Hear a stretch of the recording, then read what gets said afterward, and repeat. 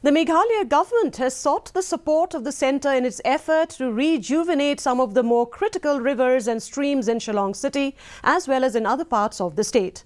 While speaking at the inaugural function of the two-day International Water Conclave held today, Chief Minister Conrad K. Sangma said that apart from the Jal Jeevan mission for the rural areas, the state has a large problem with the water connectivity in the city itself. He said that the government is working in a manner to strike a balance between the economic livelihood of the people as well as the sustainability of the environment and of the streams and the rivers.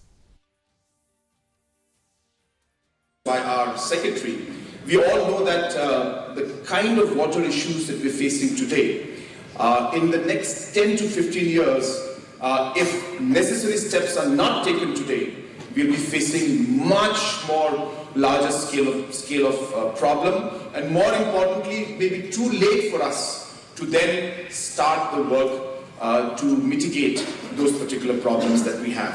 And hence, this particular water conclave. Today we are over 70%, almost touching 75%, and we expect that we should be able to cross 90% plus when it comes to the Jal Jeevan and the functional tap connections at the household level. The